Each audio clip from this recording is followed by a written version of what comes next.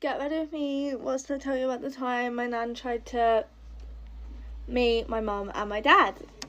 So my memory of this is quite faint. I was 5.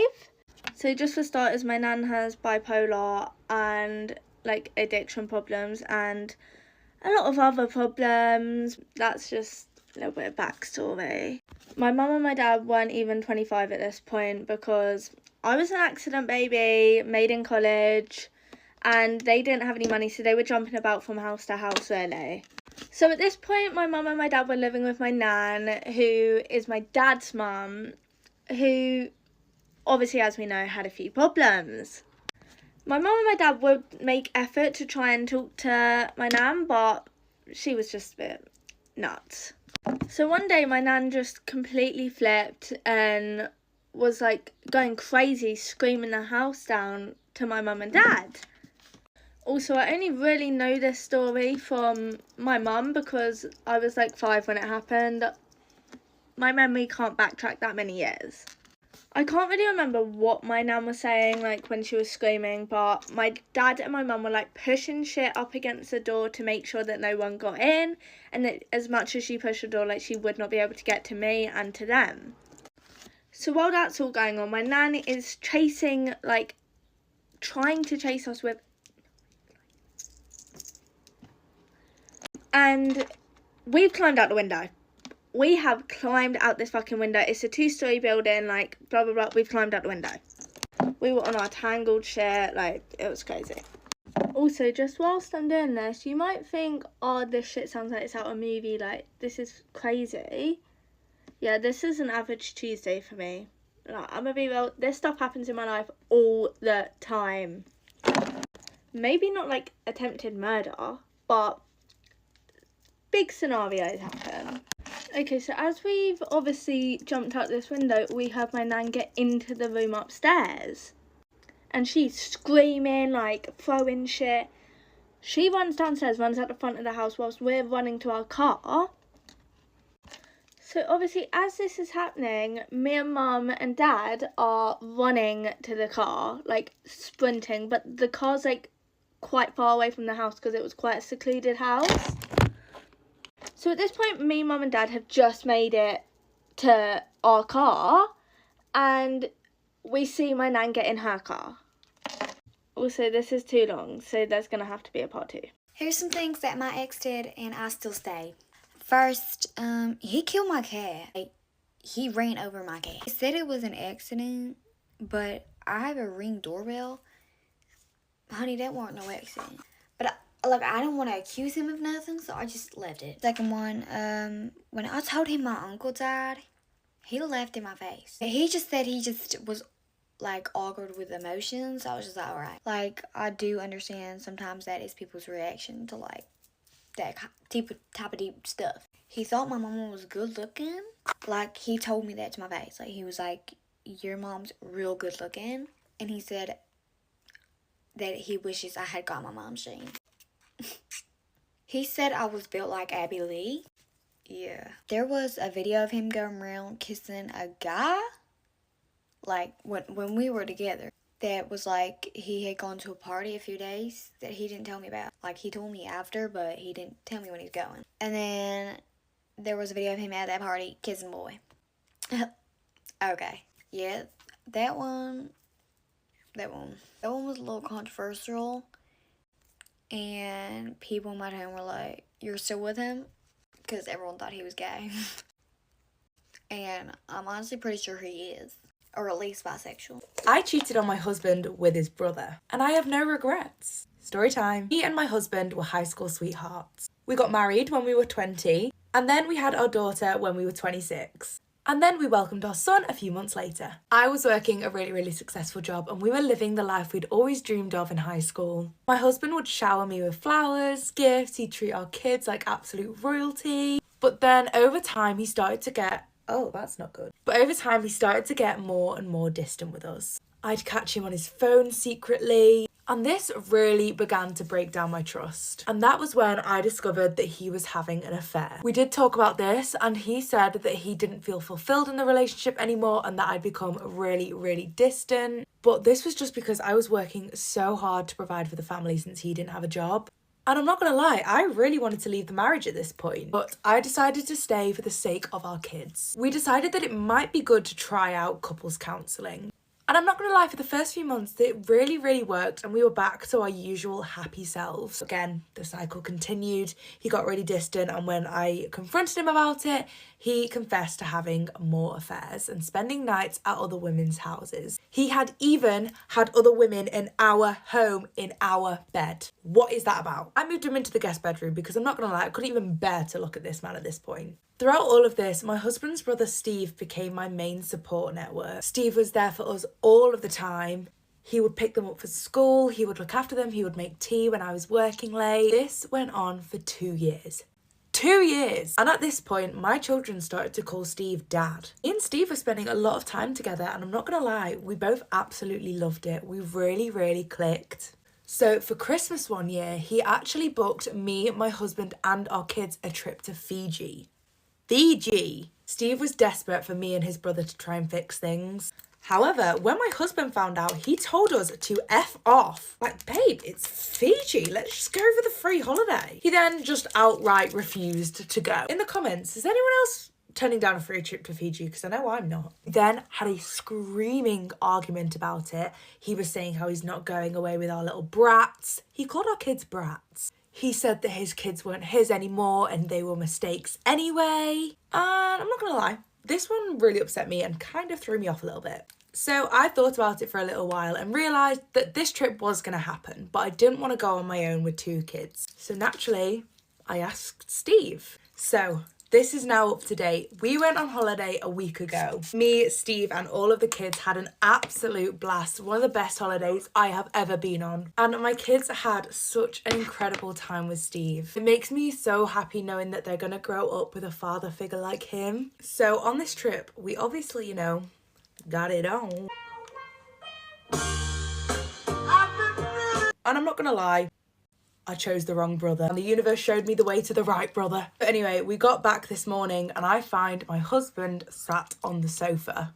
Let me know if you want part 2. You're automatically rude you're automatically rude if you respond with I know whenever somebody calls you pretty. No, because genuinely, who do you think you are? Somebody literally went out of their way to compliment you and you're gonna say I know instead of thank you. Now it doesn't matter how pretty you are because that attitude is pure ugly and weird. Next, you're automatically rude if you say it's not that deep or get over it whenever somebody is expressing their feelings to you. If somebody is expressing that something is bothering them, what do you gain from dismissing that? Talking about it's not that deep. Well, clearly it is if they're bothered by it. I don't know. Do better. Next, you're automatically rude if you treat service workers badly for literally no reason. They're here to help you, and yet you still want to be disrespectful. Especially people who are rude to waiters. Like, I don't know. They're handling your food. Personally, I wouldn't want to play like that. I don't know why people tend to forget that service workers are still people. You can't just treat them any old type of way just because you think your job is better or because you don't have to work. You are not better than anybody. Next, you're automatically rude if you love to purposely say those backhanded compliments. For example, saying something like, wow, you're actually really smart, or wow, you're actually really pretty without makeup.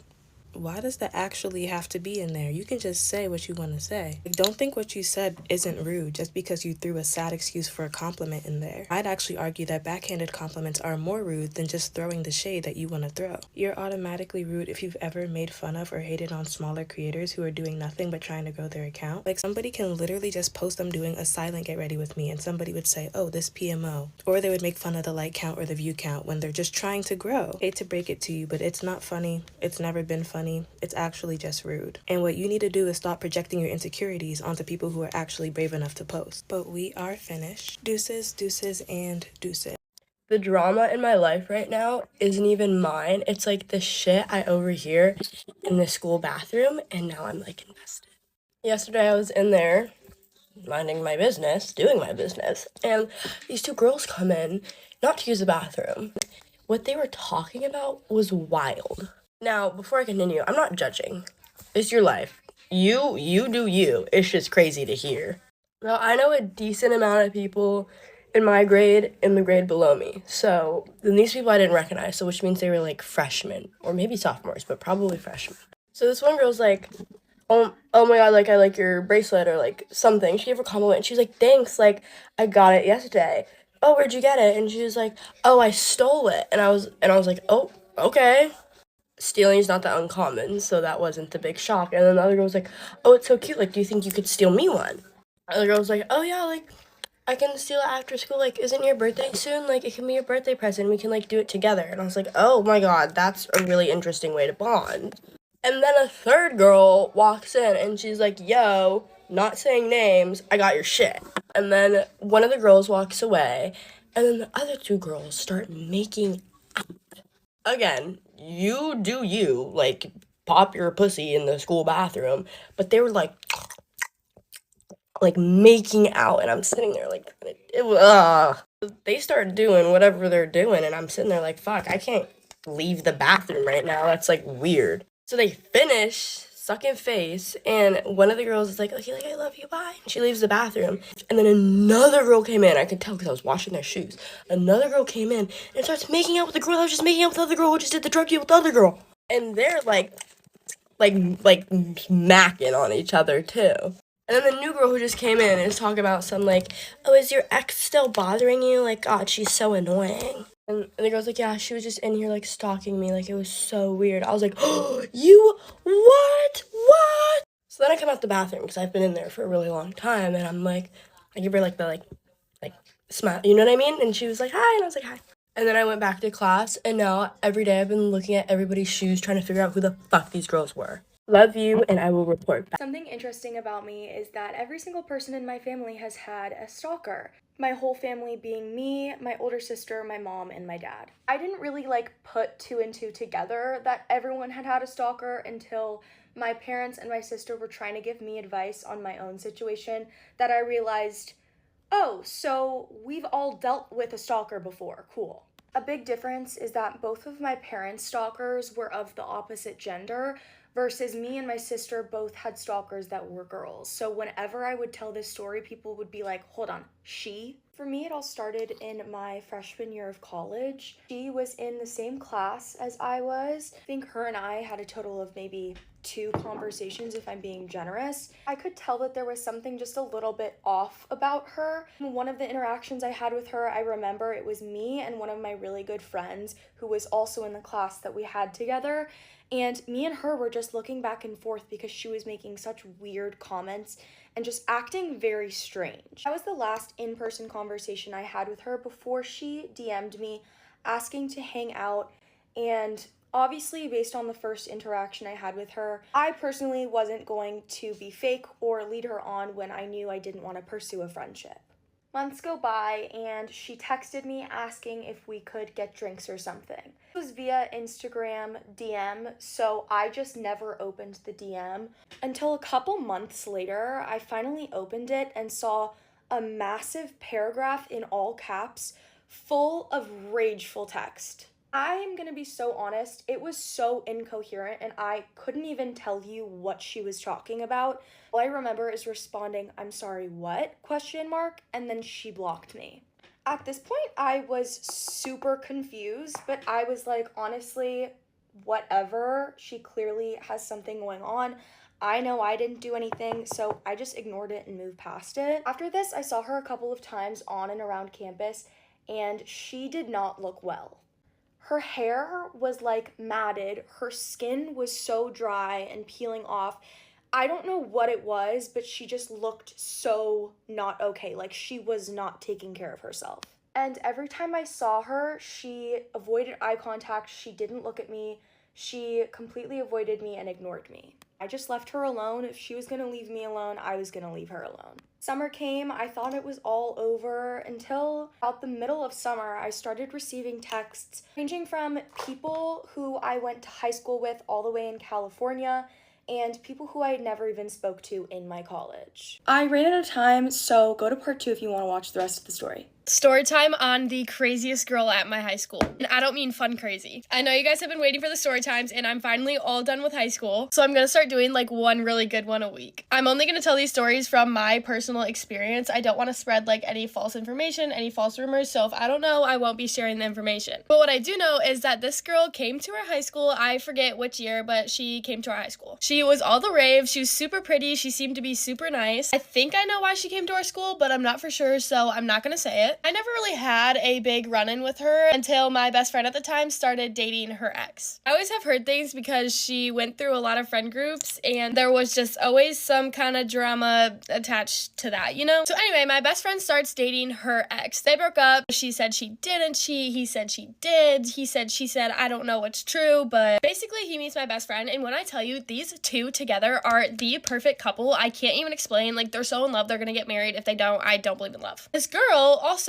gets a boyfriend around the same time. They're both moved on. Great. No, not great, because she's not. She keeps finding ways to text her ex, which is now my best friend's boyfriend, so you know, it's unsettling. They're a happy couple. Leave them alone. He never answers her. He keeps blocking her. Eventually gets to the point where she literally is texting him through her friend's phone. She like sent him a song that like reminded her of him. I'm just like, what? You have a boyfriend. I remember my friend showing me like a DM where she was like, my mom saw you driving today. I was thinking of you. Like, what are you doing? Anyway, it gets to the point where she literally texts him through her friend's phone and is kind of like blackmailing him to talk to her in a way. I'm not going to say why, you know, those are her reasons. That's not for me to talk about on the internet. And my best friend is hanging out with her boyfriend. So, you know, she stands on business and is like, look, if you need to talk to him, like, I'll be right here on the phone with him, but you can call if you need. So the girl's like, never mind. So it's just kind of at a point where, you know, she has a boyfriend. She shouldn't be texting her ex. So this is where I come in.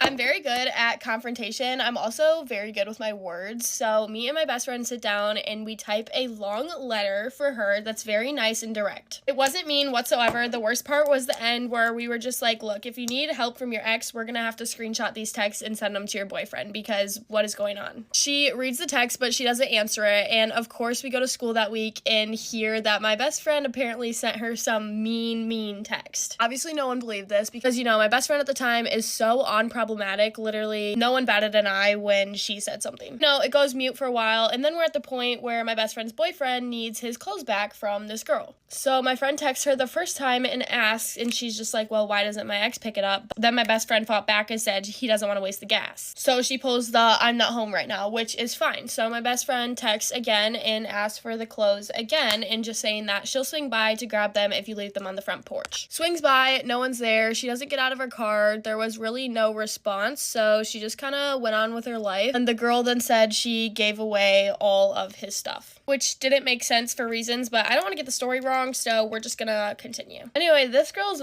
mom ends up texting the girl's ex's, my best friend's boyfriend, and the whole thing is kind of complicated. Basically saying that my best friend and her boyfriend's little sister were like harassing this girl. Just everyone knows that that's not true. This girl's mom also called my best friend a horse.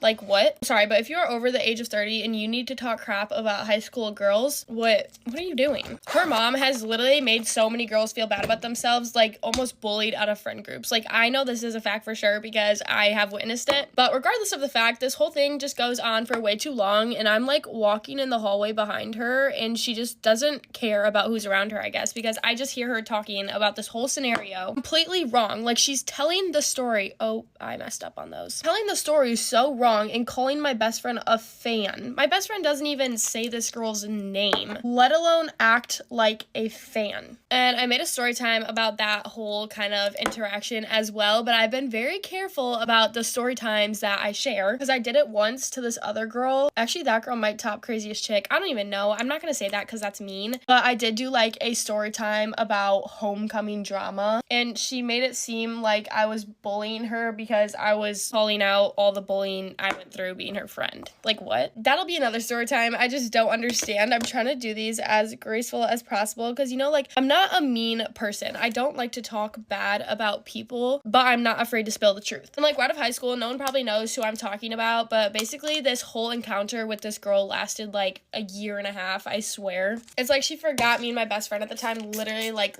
lived through each other. Like, everything I knew, she knew. Like, it was like our lives were one, you know? So pretty much the craziest part of all that was just the fact that she still had a boyfriend. It's one thing if you're still hung up on your ex and like you miss him and are trying to ruin someone's relationship, but you have a boyfriend. And there's been other weird allegations with that relationship, but that's not for me to talk on. But I'm ready to go. I actually really like my makeup today. I think it looks super cute and summery. So I hope you guys have a great day. There's a little story time for you guys. I hope you like it. Peace out. Love you. Get ready with me while I tell you guys stories about when I used to work in New Look and how I basically got the sack. So I used to work in New Look when I was 16. This was like my first proper job, and I started off as a Christmas temp where it was in like a small shopping centre, and then I got transferred to the one in town, and obviously it's a big change because it's a really bigger store, and obviously there's more staff, there's way more customers. I don't think I was ever prepared for that job.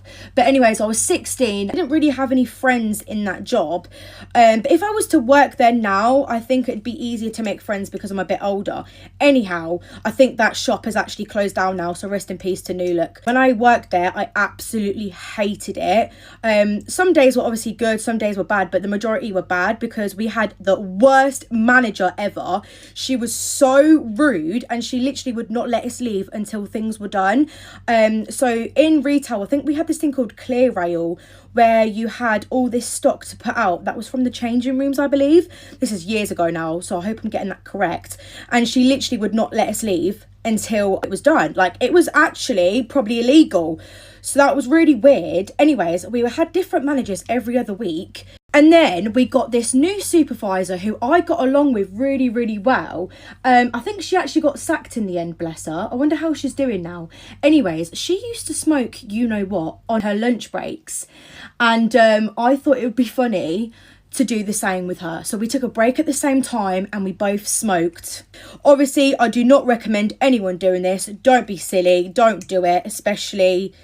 No, just point blank, don't do it, because oh my god, I was so paranoid after that, and I got put on tills after I'd done that on my break. Okay, so I was serving people. Luckily I didn't have long left on my shift actually, but I was paranoid. Okay, I thought everyone was looking at me. I literally couldn't stop laughing and smiling. It was, oh my god, it was terrible.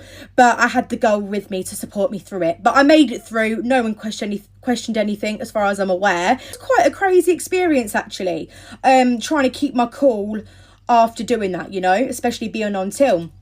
Like I said, would not recommend it at all. Gonna have to do a part 2 unfortunately because they have took away the 10 minutes, which is a bit rude. Also, look how lovely these curls are coming out. I'm using this really thin curler. It's gonna take me ages, but it's fine because I'll just keep waffling.